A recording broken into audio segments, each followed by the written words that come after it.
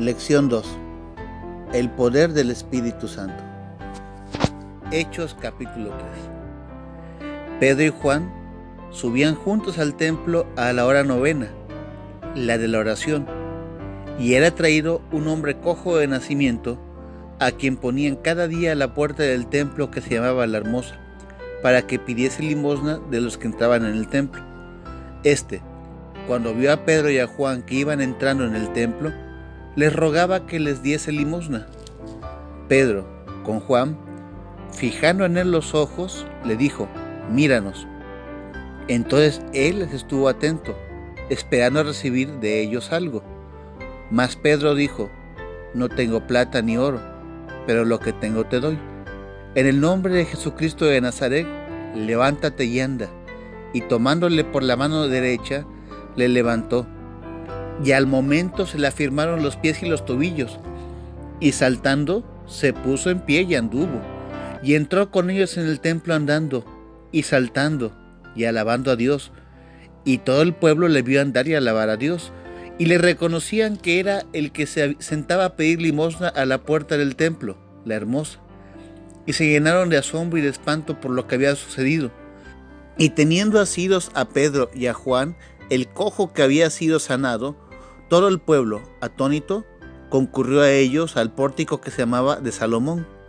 Viendo esto, Pedro respondió al pueblo: varones israelitas, ¿por qué os maravilláis de esto? ¿O por qué os ponéis los ojos en nosotros, como si por nuestro poder o piedad hubiésemos hecho andar a el Dios de Abraham, de Isaac y de Jacob, el Dios de nuestros padres, ha glorificado a su Hijo Jesús, a quien vosotros entregasteis y negasteis delante de Pilato, cuando éste había resuelto ponerle en libertad.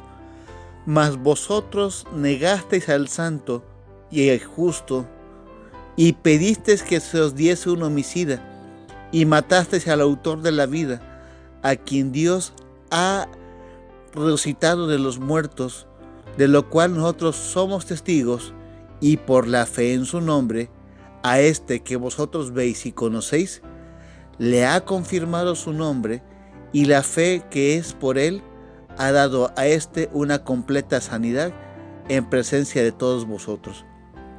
Y hasta aquí quiero que se lea de este pasaje. Este milagro es importante.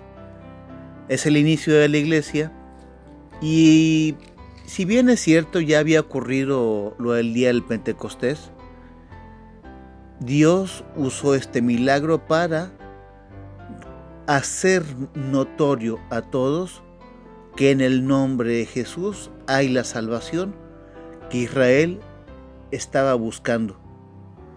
Recuerden que en la antigüedad, una forma en la que Israel conocía que algo venía de Dios era pues por milagro. Bueno, era por dos motivos: mensaje y milagros. ¿Por qué por mensaje?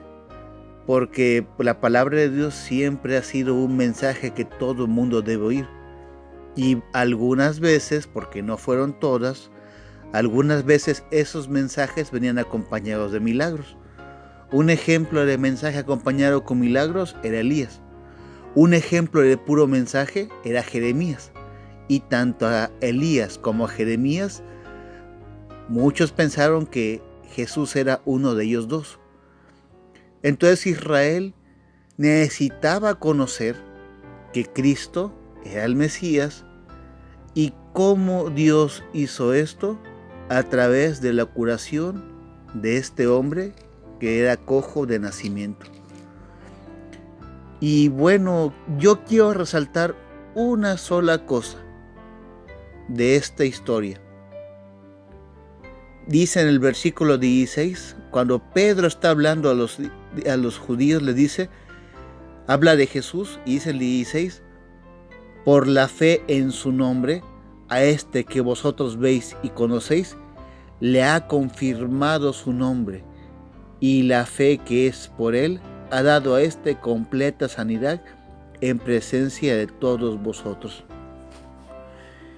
Y vean lo que está dando a entender Pedro, que fue por la fe que se hizo este milagro. Y la fe que es por él, o sea, la fe que es por Jesús, hizo esta sanidad. Y esto es importantísimo, porque hoy en día la palabra fe ya ha sido tan usada por mucha gente, ya cualquier persona, incluso los que no son cristianos, hablan de fe. Pero hoy una cosa importante, ¿en dónde está basada tu fe? ¿Cuál es el fundamento? ¿Cuál es la piedra sobre la que te levantas para tu fe?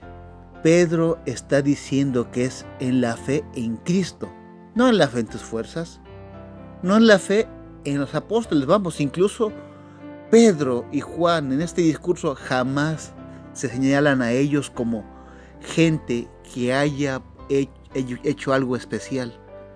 Siempre el tema de este discurso es Jesús. Jesús y decir cómo a través de los profetas se hablaba de él. Todo lo que queda del capítulo 3 en adelante, léalo más adelante después con más calma. Es para recalcar que es a través de Cristo la salvación y que todos los profetas del Antiguo Testamento, todo lo que se dijo se cumple en Jesucristo. Y lo dice Pedro, y Pedro agrega una última advertencia, versículo 23. Y toda alma que no oiga a aquel profeta será desarraigada del pueblo. Y cuando aquí habla de profeta, hablaba de Jesús, porque hubo una profecía que dada por Moisés de que Dios levantaría otro profeta al cual tendrían que oír. Y la advertencia era, está en Deuteronomio 18:19, que todo el que no lo oiga sería desarraigado del pueblo. Pedro y Juan están diciendo, ese del que habló Moisés es Jesús.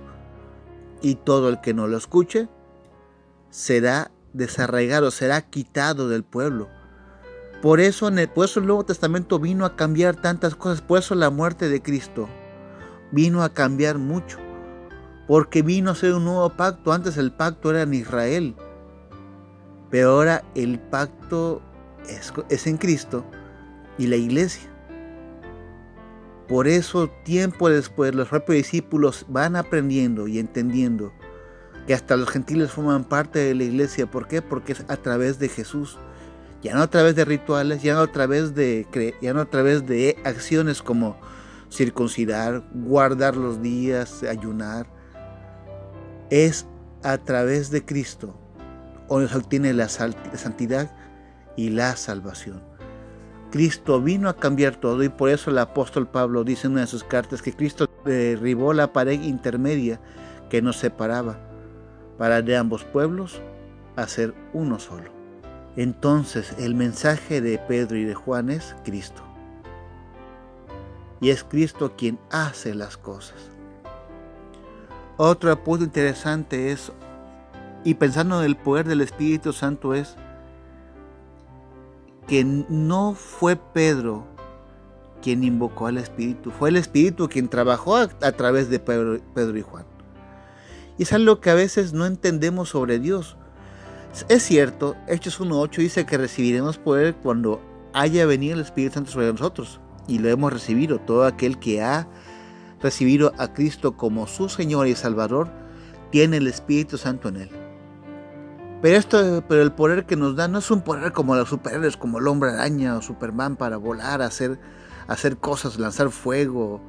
No. Ellos, estos seres de ficción, tienen un poder que ellos manipulan a su voluntad. El Espíritu Santo sí no trabaja. Nosotros no manipulamos al Espíritu. Él actúa a través de nosotros, cuando Él quiere y como Él quiere, la manera que Él le place. Hay algo que no entendemos, somos los siervos, no los dueños. Nosotros no somos dueños del poder, es el Espíritu quien es dueño de nosotros.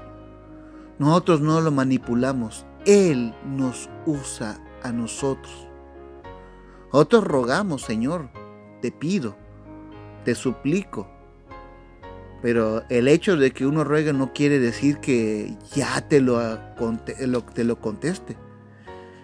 No quiere decir que ya que yo lo decreto, como tristemente algunas personas dicen, ¿quieres que se cumpla?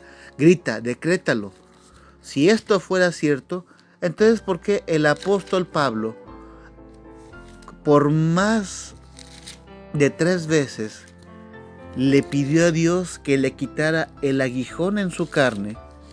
Esto que está mencionado en 2 de Corintios, capítulo 12,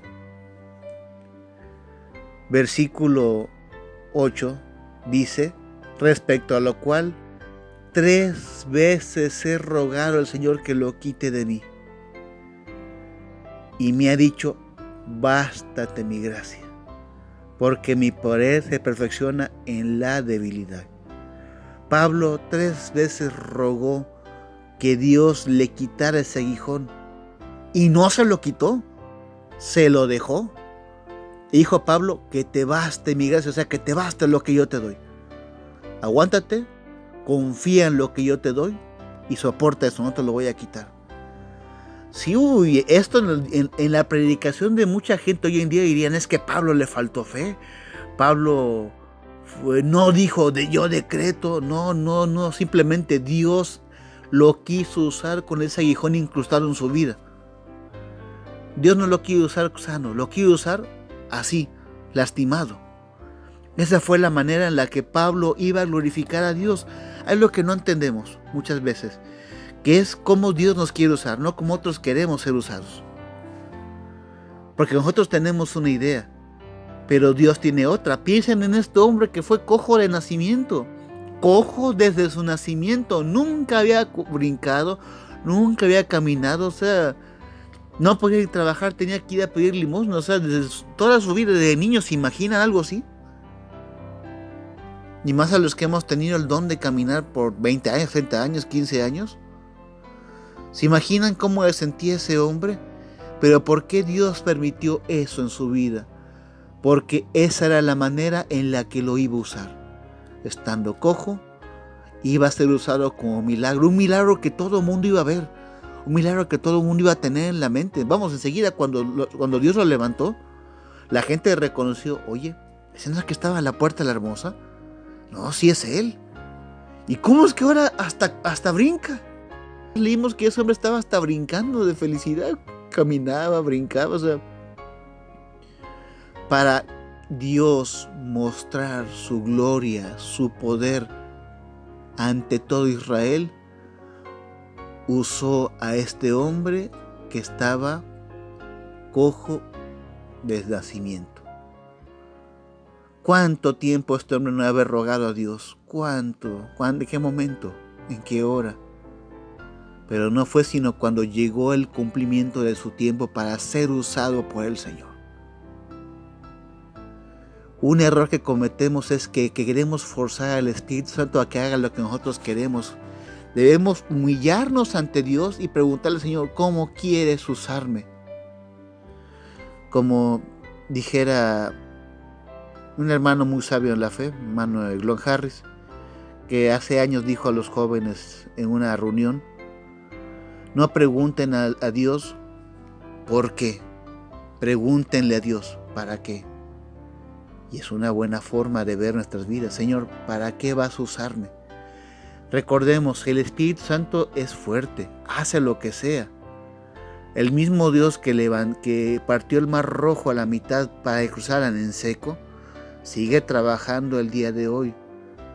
Pero es como Él quiere trabajar, no como nosotros queremos o pedimos. ¿Pero aquí dice que no hay que pedir? No, hay que pedir. Nos da el privilegio de que podemos ir ante Él y rogarle, pedirle. Pero al final de cuentas, ¿de quién es la respuesta? De Él. Al final de cuentas, ¿quién va a hacer la obra? Él. Al final, ¿quién nos va a usar? Él. ¿Y qué es lo que nos corresponde a nosotros, los que somos de Dios? De ponernos en sus manos, sí, rogarle, pero dejar todo en sus manos y estar listos para ser usados por el Señor. A veces no entendemos por qué Él permite las aflicciones.